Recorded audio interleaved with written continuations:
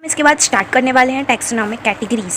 Taxonomic categories जो हमारी इस वीडियो का सेकंड पार्ट है। पिछले वाली वीडियो में हमने इस चैप्टर को आधा फिनिश किया था, अभी हम इस चैप्टर को पूरा फिनिश आज यहाँ पर करने वाले हैं।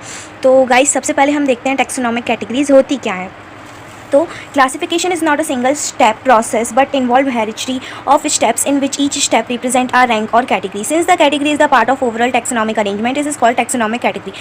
जो हमने टैक्सोनॉमिक कैटेगरीज अभी पढ़ना है तो उसके कुछ टाइप्स होते हैं जो कि हैं kingdom, phylum, class, order, family, genus, species. ये उसके टाइप होते हैं। तो टाइप तो बाद में देखेंगे हम सबसे पहले देखेंगे कि टैक्सोनॉमिक कैटेगरी क्या होती है। तो जो प्रीवियस क्लास में हमने टैक्सोनॉमी और सिस्टमैटिक्स पढ़ा था, तो टैक्सोनॉमी में हम किसी भी एक क्रिएचर को एक पूरे एक साइंटिफिक नेम देते थे और उसको एक प्रॉपर उसकी प्लेस पर डालते थे कि हाँ आप इस वाली कैटेगरी में रहोगे, और उस कैटेगरी को हमने टैक्सन बोला था। उस कैटेगरी को हम टैक्सन बोलते हैं। तो टैक्सोनॉमी में हमने ये देखा था। अब टैक्सोनॉमिक कैटेगरीज़ में हम ये देखेंगे कि उनको हम किस किस उसमें डालते हैं। हमने उसकी नेमिंग तो देख ली थी, हमने ये भी देख लिया था कि उसको हम कैसे किसी चीज़ में डालेंगे। अब हम देखेंगे कि उसको हम किस किस कैटेगरीज़ में डालेंगे। तो टैक्सोनॉमिक कैटेगरीज़ अभी हमें यहाँ पर पढ़ना है। तो कैटेगरीज़ को हम टैक्सन भी बोलते हैं, ये हमने प्रीवियस क्लास में देख लिया था। अभी कुछ कैटेगरीज़ हैं जो डिवाइडेड हैं, किंगडम, फाइलम और डिवीज़न, क्लास, ऑर्डर, फैमिली,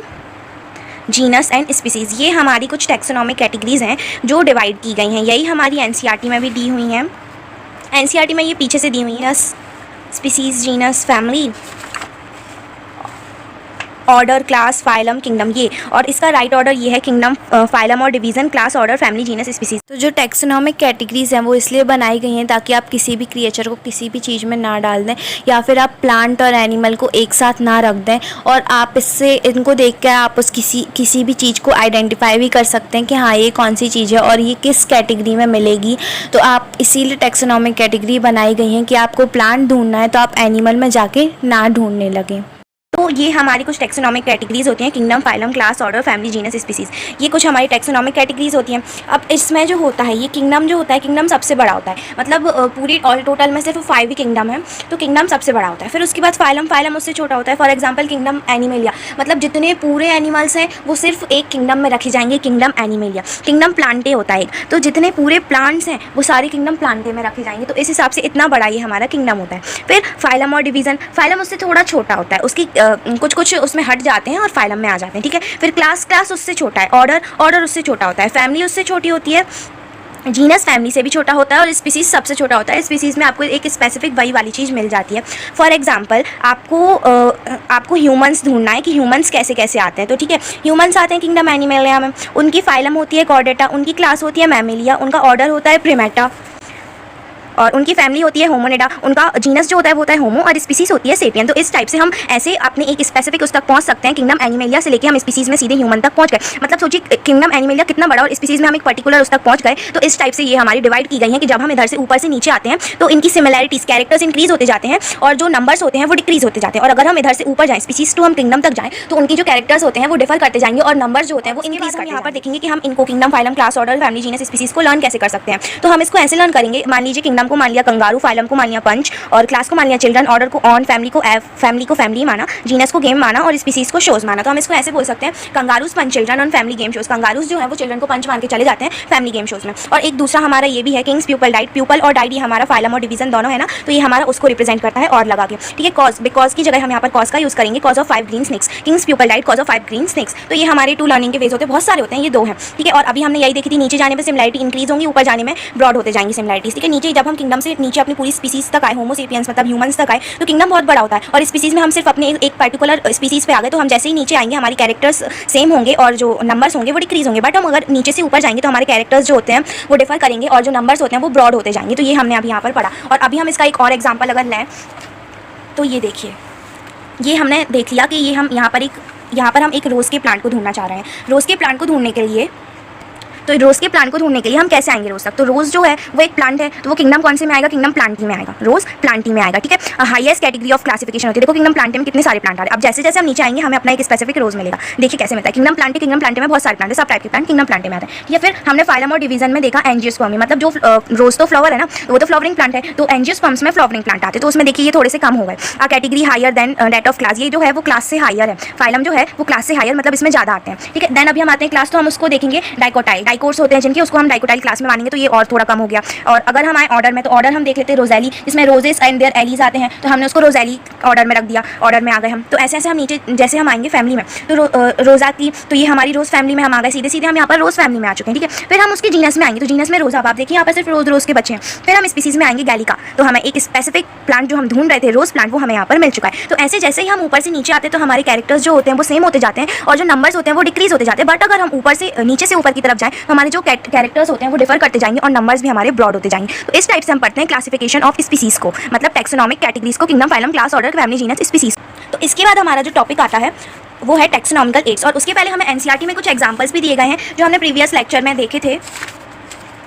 ये वाले examples, mango, Mangifera indica, house fly, musca domestica, यही एग्जांपल दिए गए हैं, बस उनको टैक्सोनॉमिक कैटेगरीज के हिसाब से वो कर दिया गया है। तो मैन का बायोलॉजिकल नेम होता है होमोसिपियन, उसका जीनस होता है होमो, फैमिली होती है होमोनिडी, ऑर्डर होता है प्रिमेटा, क्लास होती है मैमेलिया, फाइलम और डिवीजन होता है कॉर्डेटा, और यहाँ पर किंगडम तो उसका एनिमेलिया ही होगा। तो इस हिसाब से ये कुछ 4 एग्जांपल एनसीईआरटी के जो आईएमपी हैं। देन अभी हम आते हैं टैक्सोनॉमिकल एड्स। टैक्सोनॉमिकल एड्स क्या होती हैं? एड्स का मीनिंग होता है हेल्प, एड्स का जो मीनिंग होता है वो होता है हेल्थ। तो टैक्सोनॉमिक एड्स क्या होती हैं? टैक्सोनॉमिक एड्स 2 टाइप की होती है। टैक्सोनॉमिक एड्स हमें मदद करती हैं किस चीज़ में? जैसे अभी हमने कुछ एग्जांपल देखे थे नॉमेनक्लेचर में कि हमें कुछ कोई भी एक क्रिएचर मिल गया है, तो अब हमें उसको देखना है कि ये पहले से डिस्कवर्ड है या नहीं, तो हम उसको साइंटिस्ट को देंगे, वो CICN की प्रोसेस से उसको वो करेगा, कैरेक्टराइजेशन, आइडेंटिफिकेशन, क्लासिफिकेशन और नॉमेनक्लेचर थी, ठीक है। अब हमें अगर उसको खुद देखना है तो हम उसको कैसे देखेंगे? तो वो हमारी जो होते हैं वो आती हैं टैक्सोनॉमिकल एड्स। एड्स का मीनिंग है, तो टैक्सोनॉमिक एड्स में हमें जो टैक्सोनॉमी, हमें जो क्रिएचर मिला है, हमें जिसके बारे में पता करना है, उसको पता करने में जो हमारी हेल्प करती हैं वही होती हैं टैक्सोनॉमिक एड्स। तो टैक्सोनॉमिक एड्स जो होती हैं वो 2 टाइप की होती है। Taxonomic aids are of 2 type, एक होती है डेड चीज़ों के लिए, एक होती है लिविंग चीज़ों के लिए। डेट के लिए 2 होती है, हर्बेरियम, प्लांट्स के लिए म्यूजियम, एनिमल्स, प्लांट और इंसेक्ट बॉक्सेस भी यहाँ पर होते हैं, ठीक है। और दूसरा आता है हमारा लिविंग। लिविंग में क्या होता है? लिविंग में होता है बोटेनिकल गार्डन। बोटेनिकल गार्डन मतलब ये गार्डन ही होता है, प्लांट्स का मतलब यहाँ पर लिविंग प्लांट प्लांटेड होते हैं। हर्बेरियम में वो सारे डेड होते हैं, यहाँ पर प्लांटेड मतलब जिंदा होते हैं, क्योंकि ये लिविंग की कैटेगरी में आ रहा है, ठीक है। देन जूलॉजिकल पार्क, ये एनिमल्स के लिए, zoological park is a normal जू। तो अभी हम इसको एक एक करके देखेंगे। तो सबसे पहले हम देखते हैं डेड के लिए। तो फॉर डेड सबसे पहले हम देखेंगे हर्बेरियम। हर्बेरियम क्या होता है? Herbarium is a place where scientist collected plant, dried and pasted on sheet and put its names and description on it and the sheet is called herbarium sheet. Herbarium में क्या होता है? एक आप paper लेंगे और उस पर इस टाइप से जो भी आपको प्लांट को लगाना है, जो आपने ढूंढा है और जिसको आप पता करना चाहते हैं, तो उसको ऐसा एक ड्राई प्लांट्स जो होता है प्लांट, और वो ड्राई करके वहाँ पर पिन होता है, और उसको किसने कलेक्ट किया, उसका साइंटिफिक नेम कहाँ से कलेक्ट किया गया, English name, name of collector, ये सब उस शीट पर लिखा होता है और उसको हम बोलते हैं हर्बेरियम शीट। तो हर्बेरियम में क्या होता है? हर्बेरियम में ऐसी बहुत सारी शीट्स होती है जिनमें ड्राई प्लांट्स जो होते हैं वो पिंड होते हैं और उसके बारे में सारी हमारा डिस्क्रिप्शन उसमें लिखा होता है। यही हमारी बुक में भी दिया गया है हर्बेरियम के बारे में। हर्बेरियम एक ऐसी प्लेस है जहाँ पर ड्राई जो शीट होती है उस पर ड्राई प्लांट को पेश किया जाता है और उसका पूरा डिस्क्रिप्शन उस पर लिखा जाता है। देन अभी हम सेकंड आते हैं, देन डेड के हम दूसरे पे आते हैं, दैट इज म्यूजियम। म्यूजियम क्या होता है? There are both things but dead, plants and animals. यहाँ पर दोनों थिंग होती हैं लेकिन डेड होती हैं। कौन कौन सी? Plant and animal. These are in preservative, मतलब जो वहाँ पर थिंग्स होती हैं वो प्रिजर्वेटिव में होते हैं, जैसे कि कोई एनिमल है उसको आप प्रिजर्वेटिव में रखते हैं, और जो प्लांट होते हैं वो ड्राइड होते हैं। Also they are stored in SCHO, वो SCHO में स्टोर होते हैं ताकि उनकी बॉडी खराब ना हो जाए। SCHO होता है formaldehyde. There are also butterfly and many more insect stored in insect boxes में स्टोर होते हैं और वो भी किल्ड होते हैं। तो SCHO में फॉर्मेल्डिहाइड जो हमने अभी यहाँ पर पढ़ा वो कैसे होते हैं? मान लीजिए आपको किसी स्टारफिश को प्रिजर्व करके रखना है, तो सबसे पहले तो आपको उसको मारना तो पड़ेगा ही, बट उसकी बॉडी खराब ना हो तो आप उसको SCHO में डालेंगे। तो SCHO में आप उसको रखेंगे तो उसकी बॉडी खराब नहीं होगी, तो वो उसको प्रिजर्वेटिव बोलते हैं, वो प्रिजर्व करके वहाँ पर रखे होते हैं। देन अभी हम देखेंगे इंसेक्ट बॉक्सेस में क्या होता है। तो if you want to preserve a butterfly, so first of all you need to catch it and kill it and dry it and then take a box and pin the butterfly in this box। मतलब आपको किसी butterfly को catch करना है तो आपको सबसे पहले तो उसको मारना पड़ेगा, देन आप उसको ड्राई करके एक बॉक्स में पिन कर देंगे और फिर आप उसमें उसका जो भी डिस्क्रिप्शन है उसको आप उसमें पेस्ट कर सकते हैं। तो ऐसे होते हैं हमारे इंसेक्ट बॉक्सेस, ठीक है। अब हमें म्यूजियम में और भी कुछ चीज़ें मिलती हैं, वो क्या होती है? In museum there are also larger birds and animal. अभी तो हमने स्टारफिश देखी थी, स्टारफिश तो छोटी होती है, SCHO में स्टोर हो जाती है, बट लार्जर बर्ड्स और एनिमल्स जो होते हैं उनको हम कितना SCHO लगा के स्टोर करेंगे? तो उसके लिए क्या करते हैं? In museum there are also larger birds and animal stored. So for this we need to empty his internal organ.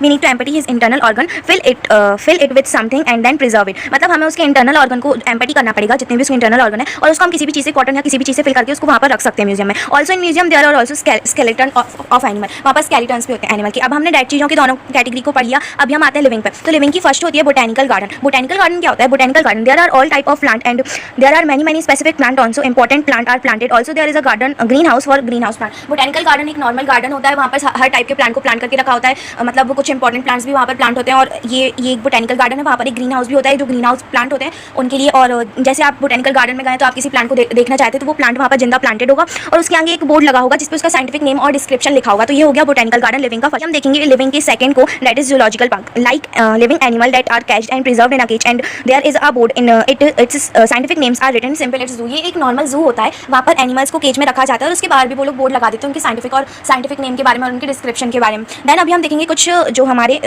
Important botanical garden के नेम्स हैं वो है हमारे क्यू कहाँ है, लंदन में, और इंडियन बोटेनिकल गार्डन हावड़ा में है, बंगाल में। इंडियन बोटेनिकल रिसर्च इंस्टीट्यूट ये है लखनऊ यूपी में। तो ये हमारे कुछ इंपॉर्टेंट बोटेनिकल गार्डन हो गए। देन अभी हम आते हैं की पर। की क्या होती है? Key is analytical aid. Analytical aid हमारा फिर से आ गया। एड का भी हमने क्या देखा था? एड का मीनिंग होता है हेल्प। तो की हमारी एनालिटिकल एड है। ये भी हमें किसी भी जो हमें किसी भी चीज़ को अगर हमें कुछ मिला है तो हमें ढूंढना है कि ये पहले से डिस्कवर्ड है या नहीं, तो ये हमारी उसमें ढूंढने के लिए ये भी हमारी हेल्प करेगी टेक्सोनॉमिकल एड्स के जैसे। तो ये हमारी हेल्प कैसे करेगी? Let you have a sample and you want to know that it is permanently discovered और not, so you want to check this, you have to use key. आपको अगर कोई सैम्पल मिला है और आपको चेक करना है कि पहले से डिस्कवर्ड है या नहीं, तो आपको की का उसमें यूज़ करना पड़ेगा। की में क्या होता है? इन की देयर आर 2 सेंटेंसेस, ऐसे 2 सेंटेंसेस होते हैं उसमें। देखिए कैसे होती है की। ये एक की है, उसमें 2 सेंटेंसेस होते हैं। फॉर एग्जांपल फर्स्ट हो गया मूविंग एंड सेकंड हो गया नॉन मूविंग। ये होती है की, दिस इज की। तो की में 2 सेंटेंसेस होते हैं। अब आपको अपने क्रिएचर को देखना है कि वो मूव कर सकता है या मूव नहीं कर सकता। अगर वो मूव कर सकता है तो आप इसको सिलेक्ट करेंगे तो इसके बाजू से एक ऐसी लीड खुल जाती है, इसके बाजू से एक ऐसी दूसरी की खुल जाती है, लीड नहीं। तो ये की यहाँ पर ऐसी खुल जाएगी और आपको फिर 2 सेंटेंसेस मिल जाएंगे की के। उसमें भी आपको कुछ ऐसे ही सेंटेंसेस लिखे रहेंगे और आप ऐसे ऐसे उसको सिलेक्ट कर करके अपने एक फाइनल उस क्रिएचर तक पहुँच जाएंगे जिसको आपको ढूंढना है। तो ये होती है की। अब की के इन दोनों सेंटेंसेस को हम बोलते हैं कपलेट। इन दोनों सेंटेंसेस को हम बोलते हैं कपलेट। और अगर हम किसी एक सेंटेंस की बात करें तो हम एक सेंटेंस को बोलते हैं लीड, ईच सेंटेंसेस को हम लीड बोलते हैं। और जो आपका करेक्ट होगा आप उसी को सिलेक्ट करेंगे तो उसी के बाजू से दूसरी की यहाँ पर ओपन होगी और वो बाजू बाजू में ऐसे ओपन होते होते आप अपनी एक स्पेसिफिक स्पीसीज तक पहुंच जाएंगे। तो ये होती है कि if it is green colour and non moving, non green and moving, तो आपने सिलेक्ट किया कि नहीं ग्रीन कलर है और नॉन मूविंग है, तो इसके बाजू से एक की खुल गई। तो दूसरी की में लिखा है हैज विंग्स और डज नॉट हैव विंग, तो आपने इस पर सिलेक्ट किया कि नहीं उसके पास विंग्स है, तो ऐसे ऐसे की खुलती जाएंगी और आप अपने एक स्पेसिफिक सेंटेंस तक पहुंच जाते हैं। और की में जो 2 सेंटेंसेस होते हैं उनको हम कपलेट बोलते हैं, ठीक है। और जो सही होता है या हम दोनों को अकेले अकेले बोले तो हम उसको लीड बोलते हैं, और जो सही होता है उसके बाजू से एक ऐसी की खुलती जाती है। देन अभी हम देखेंगे flora and manual. Description of all plant species of an area. Flora में डिस्क्रिप्शन होता है सभी प्लांट स्पीसीज का उस एरिया में। हर्बेरियम में ड्राई प्लांट्स होते हैं, फ्लोरा में उनका सिर्फ डिस्क्रिप्शन होता है। फ्लोरा में आपको सिर्फ डिस्क्रिप्शन मिलेगा और वो भी उसी पर्टिकुलर एरिया की प्लांट स्पीसीज का आपको वहाँ पर मिलेगा। देन हर्बेरियम में बहुत सारे प्लांट्स होते हैं बट फ्लोरा में सिर्फ उस एरिया के प्लांट्स ही होते हैं और उनका डिस्क्रिप्शन होता है उस एरिया के प्लांट, तो डिस्क्रिप्शन आपको फ्लोरा में मिलेगा। देन मैनुअल में क्या होता है? Description of all species of an area, plant, animal, bacteria, all etcetera. मतलब आपको मैनुअल में डिस्क्रिप्शन तो मिलेगा सिर्फ उसी एरिया की स्पीसीज का, लेकिन फ्लोरा से अलग, क्योंकि फ्लोरा में सिर्फ प्लांट स्पीसीज का मिल रहा था उस एरिया के। मैनुअल में आपको उस एरिया की ऑल स्पीसीज का डिस्क्रिप्शन मिलेगा, सब चीज का। मोनोग्राफ और कैटलॉग। मोनोग्राफ क्या होता है? It is a description of a single taxon like kingdom, phylum etcetera. Kingdom, phylum etcetera मतलब जो अभी हमने ये टेक्सोनॉमिक कैटेगरीज पढ़ी थी उनकी एक सिंगल टेक्सन का जहाँ पर डिस्क्रिप्शन मिलता है वो हमें मिलता है मोनोग्राफ में। Single taxon means category, single taxon का जहाँ पर हमें डिस्क्रिप्शन मिलता है वो होता है मोनोग्राफ। देन कैटलॉग क्या होता है? Description of all species of an area, description of all species of an area. तो ये तो हमें मोनोग्राफ मैनुअल में भी मिल रहा था नहीं, लेकिन कैटलॉग में अलग है, उसमें सारी स्पीसीज का मिलता है लेकिन वो मेथोडोलॉजिकली अरेंज होती है। मेथोडोलॉजिकली अरेंज मतलब फॉर एग्जांपल वो ए से लेकर जेड तक अरेंज होंगी। तो ये हो गया हमारा कैटलॉग। अभी हमने ये चैप्टर कंप्लीट कर लिया है। तो इस चैप्टर में हमने क्या क्या पढ़ा? हमने पढ़ा characteristics of living organism, growth, reproduction, metabolism, consciousness, GRMC। Then हमने पढ़ी टैक्सोनॉमी एंड सिस्टमैटिक्स, और टैक्सोनॉमी करने के लिए हमने कुछ CICN करके वो पढ़े। क्लासिफिकेशन, आइडेंटिफिकेशन, कैरेक्टराइजेशन, नॉमेनक्लेचर हमने पढ़े। देन अभी हमने टैक्सोनॉमिकल एड भी पढ़ी हमने। उसके बाद एनसीईआरटी के एग्जांपल पढ़े हमने, की पढ़ी हमने, डिफरेंसेस पढ़े मोनोग्राफ, कैटलॉग और फ्लोरा मैनुअल में, और हमने मोनोग्राफ, कैटलॉग, फ्लोरा मैनुअल के डिस्क्रिप्शन पढ़े। ये हमारा वोल चैप्टर था। अब हम देखेंगे इस चैप्टर का एक शॉर्ट रिवीजन। तो अभी हम देखेंगे इस चैप्टर का बायोलॉजी की chapter first the living world का short revision. Then what is living, growth, reproduction, metabolism, self regulating, sensing the environment, response to stimulus, these are the 6 basic characteristics of living. But main 4 characteristic of living as we learn as GRMC, growth, reproduction, metabolism, consciousness. What is growth? Living things grows internally, living thing internally grow करते हैं। Internal growth is the defining feature of all living organism. In multicellular organism growth and reproduction process is separate, multicellular organism में growth और reproduction separate process है। इन unicellular organism growth and reproduction process is same, उसमें process same होती है। अगर इसको बड़ा होना है, ग्रोथ करनी है, तो उसके साथ में उसका रिप्रोडक्शन हो जाएगा, 2 डॉटर सेल्स में डिवाइड हो जाएगा। देन GRMC के हम आते हैं reproduction. What is reproduction? When 2 organism reproduce the same process is called reproduction. Reproduction is not a defining feature, मतलब ये हर जिंदा जीव में नहीं होता है। Internal growth is a defining feature होता है, लेकिन रिप्रोडक्शन डिफाइनिंग फीचर नहीं होता है क्योंकि हर जिंदा ऑर्गेनिज्म में नहीं होता। और डिफाइनिंग फीचर क्या होता है? डिफाइनिंग फीचर वो होता है जो सब लिविंग ऑर्गेनिज्म में कॉमन हो। रिप्रोडक्शन 2 टाइप का होता है, sexual reproduction, asexual reproduction. Sexual reproduction का डिफाइनिंग फीचर होता है फ्यूजन ऑफ गैमीट्स। अगर गैमीट्स का फ्यूजन हो रहा है तो वही सेक्सुअल रिप्रोडक्शन कहलाएगा, नहीं तो वो एसेक्सुअल की कैटेगरी में आ जाएगा। अब रिप्रोडक्शन डिफाइनिंग फीचर क्यों नहीं है? तो ये इसीलिए नहीं है क्योंकि reproduction is not applied on mule, honey bee, ये इन सब चीज़ों में अप्लाइड नहीं होता है, लेकिन ये भी लिविंग है, ये भी जिंदा, इनको हमने लिविंग की कैटेगरी से नहीं निकाला है, इसीलिए रिप्रोडक्शन डिफाइनिंग फीचर नहीं है क्योंकि ये सभी जिंदा ऑर्गेनिज्म में नहीं होता है। कुछ ह्यूमंस भी इनफर्टाइल होते हैं। तो म्यूल कैसे बनता है? फीमेल हॉर्स और मेल डोंकी की जब हम मीटिंग कराते हैं तो म्यूल बनता है, क्योंकि ये 2 अदर स्पीसीज से बना है तो ये इंटर स्पेसिफिक हाइब्रिड होगा, मतलब ये इनफर्टाइल होगा, ये आगे रिप्रोडक्शन नहीं कर सकता। देन हनी बी में 3 टाइप होते हैं, क्वीन हनी बी, ड्रोन और वर्कर बी। वर्कर बी जो होती है वो फीमेल होती है बट स्टेराइल फीमेल होती है, मतलब ये भी रिप्रोडक्शन करके बेबीज नहीं कर सकती, ठीक है। देन अभी हम आते हैं GRMC के एम पर, that is metabolism. Our body is made of whole chemical compounds, chemical reaction, एक ही बात है। केमिकल रिएक्शन क्या होती है, ए और बी को कंबाइन करके ए भी बना दो, या ए को तोड़ के बी और सी बना दो, तो ए और बी को कंबाइन करके जो हमने सी बनाया, ए भी बनाया, उसको हम बोलते हैं एनाबॉलिज्म। और सी को अलग से करके हमने दो पार्ट में डिवाइड कर दिया, उसको हम बोलते हैं कैटाबॉलिज्म। तो ये होती है metabolic reaction. Without chemical reaction any compound does not exist, मतलब कोई भी compound without metabolism chemical reaction के एग्जिस्ट ही नहीं कर सकता, चाहे वो बैक्टीरिया ही क्यों ना हो। Metabolism is a defining feature of living state, but metabolic reaction are not restricted to living organism. Metabolism एक डिफाइनिंग फीचर तो है क्योंकि वो सभी में होता है, लेकिन जो मेटाबॉलिक रिएक्शन या फिर केमिकल रिएक्शन हम करें वो सिर्फ लिविंग बॉडी के अंदर तक रिस्ट्रिक्टेड नहीं है, उनको हम लैब्स में भी कर सकते हैं। तो ये हमारी एक वो होती है। Very important thing is the occurred in a cell. जो मेटाबॉलिक रिएक्शन है वो सेल के अंदर अकर हो रही है, तो ये इंपॉर्टेंट थिंग है। So final definition is metabolic reaction occurring inside a cell is a defining feature of living organism. जो सेल के अंदर मेटाबॉलिक रिएक्शन है वो डिफाइनिंग फीचर है, क्योंकि नॉर्मल केमिकल रिएक्शन तो हम लैब्स में भी कर सकते हैं। देन सो जब वो सेल के अंदर हो रही है तो मेटाबॉलिज्म तो सभी के अंदर होता है, तो जो मेटाबॉलिक रिएक्शन है वो सेल के अंदर होती है, तो सेल भी सभी के पास होता होगा, इसीलिए तो cellular nature is also the defining feature. Then अभी हम आते हैं कॉन्शियसनेस में, that you are sensing the environment. ठीक है, कॉन्शियसनेस लाइक किसी ने तुम्हें थप्पड़ मारा तो तुम रिप्लाई करोगे, उसको हम कॉन्शियसनेस बोलते हैं, उसको हम अवेयरनेस भी बोलते हैं, उसको हम सेल्फ कॉन्शियसनेस भी बोलते हैं। देन अनकॉन्शियसनेस, जब तुम बेहोश हो तो तुम उसका रिप्लाई नहीं कर सकते, तो वो हो जाती है अनकॉन्शियसनेस। तो अभी हमने क्या क्या पढ़े जीआरएमसी में, defining feature internal growth defining feature है, सेलुलर ऑर्गेनाइजेशन डिफाइनिंग फीचर है, मेटाबॉलिज्म भी डिफाइनिंग फीचर है जब वो सेल के अंदर हो।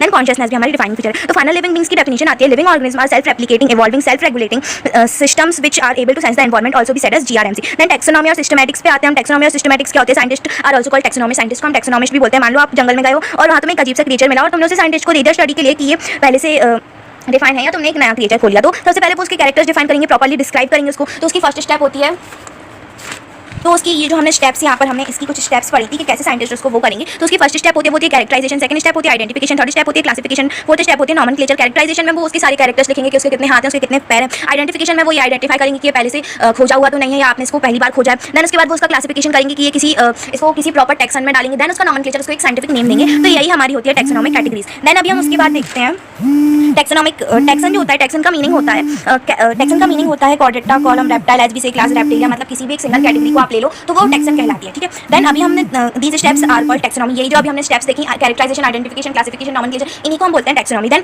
इसके बाद हम पढ़ेंगे taxonomy is a science of a theory and procedure of N identification, nomenclature and classification. CICN की ये साइंस होती है, इनको किसी स्पेसिफिक उसमें डालने की ये साइंस होती है, जिसको हम बोलते हैं टैक्सोनॉमी। देन सेकंड हम पढ़ते हैं systematic science of studying evolutionary relationship between categories. जब हम किसी भी कैटेगरी के बीच में इवोल्यूशनरी रिलेशनशिप स्टडी करते हैं उसको सिस्टमैटिक बोलते हैं। इवोल्यूशनरी रिलेशनशिप दैट इज जैसे वो किससे बना है और वो पहले क्या था और वो अभी जाके क्या हो गया है, तो ये होती है हमारी सिस्टमैटिक्स। ठीक है, कौन किससे बना है, also we said as relationship between two species के बीच की रिलेशनशिप देखना। जैसे कि फॉर एग्जांपल जो हमारे हॉर्स और डोंकीज होते हैं वो इवोल्यूशन से पहले एक ही स्पीसीज में आते हैं, बट वो इवोल्यूशन होने के बाद दो अलग अलग स्पीसीज में डिवाइड हो गए, तो इन्हीं सब उसको स्टडी करना हमारी सिस्टमैटिक्स होती है। ठीक है, और टैक्सोनॉमी और सिस्टमैटिक्स में डिफरेंस ये हो जाएगा कि टैक्सोनॉमी में हम किसी एक पर्टिकुलर क्रिएचर को नॉमेनक्लेचर मतलब उसका नाम रखते हैं, उसको एक परफेक्ट टैक्सन में डालते हैं, लेकिन सिस्टमैटिक्स में हम उसकी इवोल्यूशनरी रिलेशनशिप्स को देखते हैं। देन हम देखेंगे taxonomical categories. Taxon is a categories, taxon को हम कैटेगरी भी बोल सकते हैं। ठीक है, तो टैक्सोनॉमिक कैटेगरीज कौन कौन सी होती है? Kingdom, phylum, class, order, family, genus, species, ये हमने पढ़ ली। किंगडम जो होती है वो सबसे बड़ी होती है, फाइलम सबसे छोटी, किंगडम सबसे बड़ी होती है, स्पीसीज सबसे छोटी होती है, और इसको लर्न करने की भी ट्रिक होती है। King's pupil died cause of 5 green snakes, king की प्यूपल मर गए 5 ग्रीन स्नेक्स की वजह से, या फिर कंगारू, पंच चिल्ड्रन और फैमिली ग्रेम शूज। तो ये हमारी दो इनको लर्न करने की ट्रिक होती है। देन जितना ग्रुप छोटा होता जाता है उतने मैचिंग कैरेक्टर्स बढ़ते जाते हैं।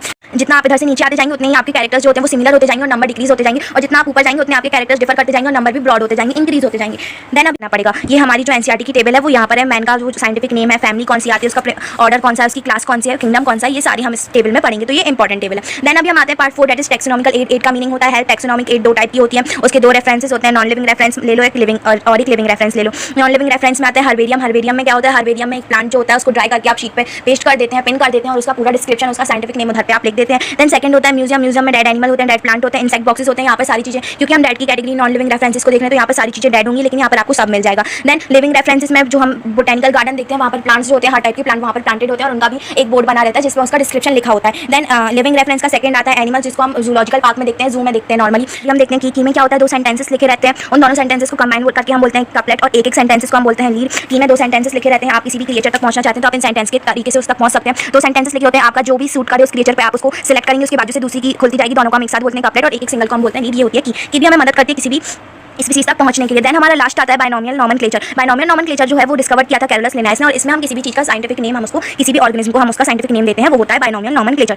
तो उसके कुछ रूल्स होते हैं, वो ये कि आपको उसको या तो इटैलिसाइज करके लिखना पड़ेगा, मतलब ऐसे टेढ़ा टेढ़ा लिखना पड़ेगा, और या फिर आप उसको अंडरलाइन करिए। तो आप ये भी देखेंगे कि जो साइंटिफिक नेम होते हैं वो लैटिन लैंग्वेज से डिराइव्ड होते हैं, उनके दो अदर पार्ट होते हैं और वो इटैलिसाइज होते हैं, और अगर आप उनको इटैलिसाइज नहीं करें तो आप उनको सेपरेटली अंडरलाइन करेंगे। देन जो फर्स्ट वर्ड होता है उसका फर्स्ट लेटर कैपिटल होता है, और जो फर्स्ट वर्ड होता है वो हमारा जीनस होता है, ठीक है, और जो सेकंड वर्ड होता है उसका फर्स्ट लेटर स्मॉल होता है, वो हमारा होता है स्पीसीज। और उसके बाद अगर किसी साइंटिस्ट का नेम लगा है तो आप उसको बिना अंडरलाइन करें भी लिख सकते हैं, बिना इटैलिसाइज करे भी लिख सकते हैं। तो ये हमारे कुछ रूल्स होते हैं नॉमेनक्लेचर के। So that's all for the chapter the living world.